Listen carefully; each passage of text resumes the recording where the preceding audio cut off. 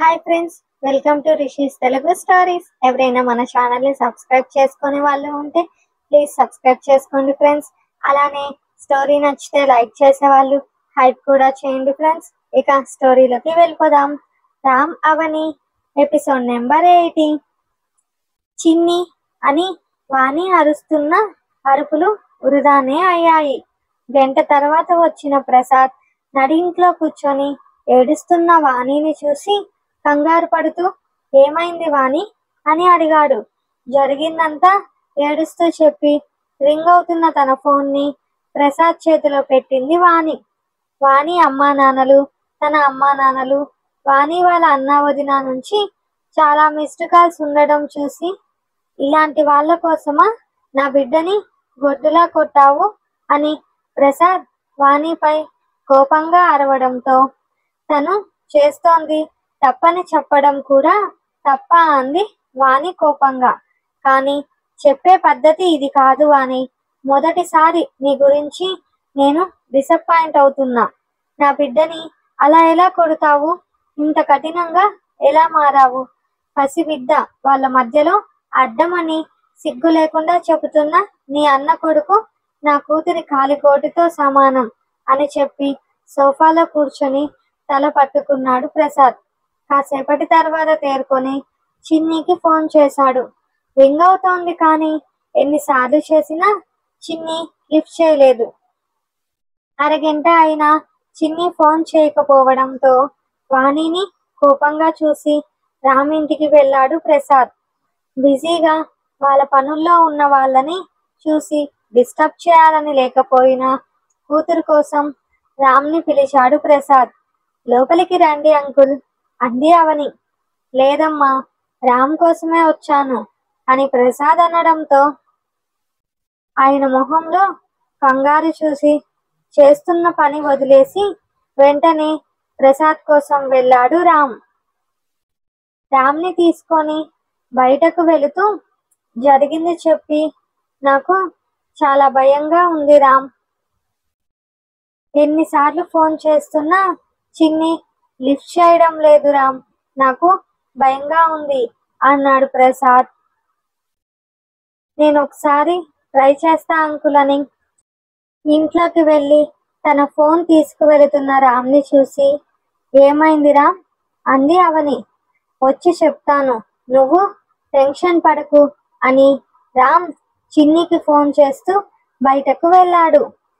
2-3 సార్లు కాల్ చేసినా చిన్ని లిఫ్ట్ చేయకపోవడంతో తను ఎక్కడికి వెళ్ళి ఉంటుందో నాకు అర్థమైంది అంకుల్ అని రామ్ అనడంతో సైలెంట్ అయ్యాడు ప్రసాద్.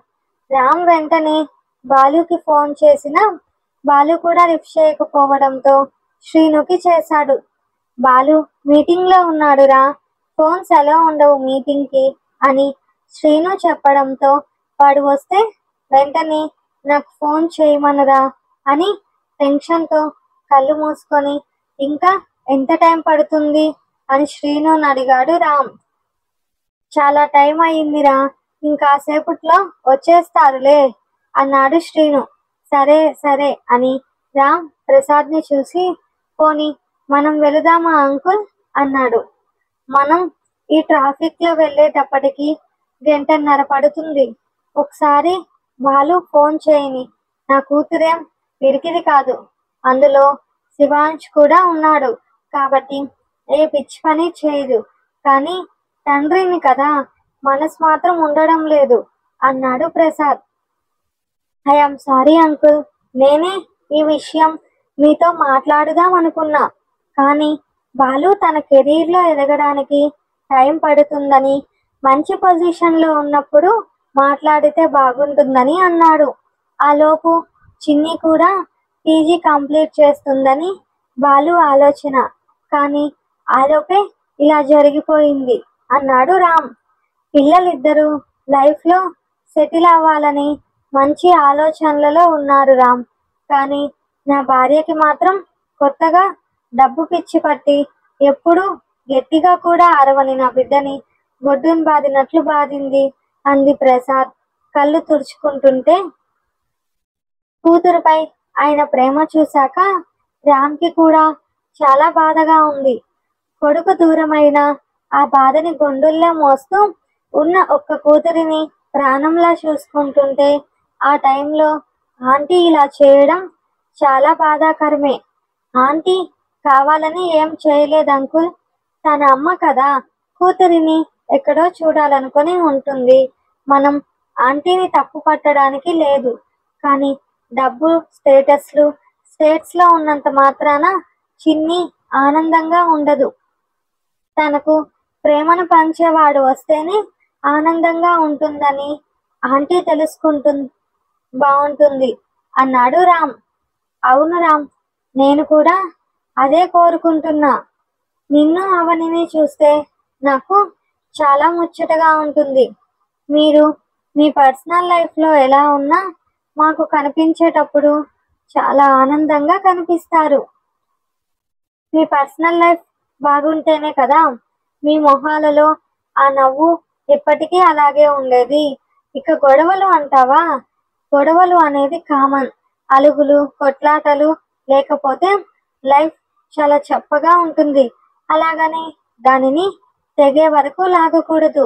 ఎంతవరకు సరదాను అంతవరకే ఉండాలి అన్నాడు ప్రసాద్. దాంతో రామ్ ఒక స్మైల్ ఇచ్చి ఫోన్ రింగ్ అవడంతో లిఫ్ట్ చేసి, బాలు అయిందా మీటింగ్ అని అడగడంతో, జస్ట్ నవ్వు బావా. ఏమైంది? శ్రీను అన్న అర్జెంట్ అని చెప్పాడు. ఒకసారి నీ ఫోన్కి చిన్ని ఫోన్ చేసిందేమో చూడు అన్నాడు రామ్. వెంటనే ఫోన్ చెక్ చేసిన బాలు, అరగంట ముందు నుంచి 2-3 సార్లు చేసింది బావా. ఏమైంది అన్నాడు కంగారుగా. టెన్షన్ పడకు బాలు, ఏం కాలేదు. ముందు చిన్నితో మాట్లాడు. ఆంటీతో చిన్న గొడవ నీ దగ్గరకు వస్తుందని గెస్ చేశా అని రామనడంతో, ఒక్క నిమిషం బావా, నేను దానికి ఫోన్ చేసి మళ్ళీ చేస్తా అని చిన్నీకి కాల్ చేశాడు బాలు. హలో చిన్ని, ఎక్కడున్నావు అని బాలు అడగడంతో, ఇక్కడే మీ ఆఫీస్ ఎదురుగా కేఫ్లో అనింది చిన్ని. పక్కనేంటి వాయిస్?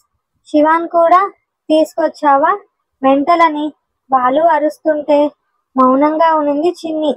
సరే అక్కడే ఉండు అని తిరిగి రామ్కి కాల్ చేసి, ఇక్కడే ఉంది బావా, నేను మాట్లాడి తీసుకొస్తా అని ఫోన్ కట్ చేసి మేనేజర్కి ఇన్ఫార్మ్ చేసి తన వస్తువులు తీసుకొని బైక్లో కేఫ్ ముందు ఆగి కోపంగా లోపలికి వెళ్ళాడు బాలు. మెంటలా నీకు అని చిన్నీని చూసి అరిచేవాడల్లా చిన్ని తలపై ఉన్న షాల్ జరగగానే ఆమె ఫేస్ చూసి ఆగిపోయాడు. దేవుడా, ఏంటి ఇది అని కళ్ళు మూసి తనని తాను అదుపు చేసుకుంటూ చిన్ని చేతిలో ఉన్న శివాంష్ని తీసుకొని పక్కన కూర్చున్నాడు. ఏంటే ఇది అలా అయిపోయింది ఫేస్ అని పాచిపోయిన ఆమె బుగ్గలపై చేతి గుర్తులు చూసి కొట్టిన వాళ్ళని అడ్డమైన బూతులు తిడుతూనే చిన్నిని దగ్గరకు తీసుకున్నాడు బాలు. అసలేమైందే అని అడిగి, ఏమన్నా తాగావా అన్నాడు బాలు. లేదని చిన్ని తల అడ్డంగా ఊపడంతో బాలు ఆర్డర్ చేసి, ఇప్పుడు చెప్పు అన్నాడు. దాంతో జరిగింది పూసగుచ్చినట్లు చెప్పి ఏడుస్తున్న చిన్నీని చూసి కూల్ వాటర్ బాటిల్ ఒకటి తీసుకొని ఆమె బుగ్గలపై పెడుతూ లోపలే 100 తిట్టుకున్నాడు బాలు వాణి వాళ్ళ అన్న కొడుకుని. అక్కడ వాణి కాకుండా ఇంకెవరైనా ఉంటే బాలుకి వచ్చిన కోపానికి వెంటనే చచ్చేలా కొట్టుంటాడు. అసలే క్యూట్ బొమ్మలా ఉంటుంది. దీనిపై ఎలా చేసుకుంది? అసలు మనసు అనేది ఉందా ఆమెకి? మళ్ళీ తల్లి అంట. చా అనుకొని కాఫీ రావడంతో చిన్ని ముందు పెట్టి కప్పైకి దూకుతున్న శివాంష్ని ఆపి తన ఒడిలోకి తీసుకొని శాండ్విచ్ని చిన్న చిన్న పీసెస్ తుంచి పెట్టాడు బాలు. బాలుని గమనిస్తూనే కాఫీ ఫినిష్ చేసింది చిన్ని. నార్మల్ వాటర్ బాటిల్లోని వాటర్ ట్యాప్లోకి తీసుకొని బాలు తాగిస్తుంటే 2 సార్లు తాగి 3వ సారి నుంచి బాలు మీదే తుంపర్లు పడేలా ఊయడం మొదలు పెట్టాడు శివాంష్. కాఫీ చల్లారిపోయింది, వాడిని దివ్వు అని బాబుని తీసుకుంది చిన్ని. తన కాఫీ కంప్లీట్ చేసి శివాంష్ని చిన్నీని చూస్తూ, బాబు తినే వరకు వెయిట్ చేశాడు బాలు. గాడ్, మొత్తం జిడ్డు అయిపోయానుగా అని బాలు వెక్కిరిస్తుంటే అదేదో ఆటలా నవ్వుకున్నాడు శివాంష్. బాలు, బాబు మనతో ఉంటే అందరిలా నీకు కూడా ప్రాబ్లంగా ఉంటుందా అంది చిన్ని. హా, పెద్ద ప్రాబ్లమే నాకు. వీడు నిద్రపోయే వరకు నీకోసం వెయిట్ చేయాలంటే అంటున్న బాలు మాటలకి అంత బాధలోనూ తన మనసుకి ఉపశమనం దొరుకుతుంటే తల పక్కకు తిప్పుకుంది చిన్ని నవ్వుతూ. ఓయ్ డాక్టర్ పాప, నా వైపు చూసి సిగ్గుపడు అని చిన్ని ఫేస్ ని తన వైపుకు తిప్పుకొని, నాకు వీడితో ప్రాబ్లం లేదని ఎప్పుడో చెప్పాను, బట్ నా టైం నాకు ఇచ్చేయాలి. వీడు నిద్రపోయే వరకు నీ టైం, ఆ తర్వాత మన పనులు మనకు ఉంటాయి కదా అని చిన్నగా చెబుతున్న బాలు మాటలకి నవ్వుతూ అతని గుండెలపై తలపెట్టింది చిన్ని. నా క్యూటీపై నువ్వు ఇలా ఎప్పుడు హ్యాపీగా ఉండు, ఏడవకు అంటూ ఆమె చుట్టూ చేతిని వేసి మరో చేత్తో శివాంష్ ని దగ్గరకు తీసుకున్నాడు బాలు. వెళుదామా అని బాలు అంటే ఆకలిగా ఉంది అంది చిన్ని. కడుపులో కొంచెం పడడంతో నిద్ర కూగుతున్న శివాంష్ ని చిన్ని భుజంపై వేసుకోవడంతో పద అంటూ టైం చూసి బైక్ స్టార్ట్ చేశాడు బాలు. అరగంట తర్వాత హోటల్ ముందు బైక్ ఆపి లోపలికి తీసుకెళ్లాడు. చైర్స్ ని వదిలి సోఫాలుండే దగ్గరికి వెళ్లారు. బాబుని పడుకోబెట్టి పక్కనే తన బ్యాగ్ అడ్డు పెట్టి చిన్ని తలపై ఉన్న షాల్ తీసి బాబుకి కప్పి పక్కనే కూర్చున్నాడు బాలు. ఎదురుగా కూర్చోకుండా చిన్ని కూడా బాలు పక్కనే కూర్చోవడంతో చిన్ని కోసం న్యూడిల్స్ ఆర్డర్ చేసి తన కోసం బటర్ నాన్ ఆర్డర్ చేసుకున్నాడు.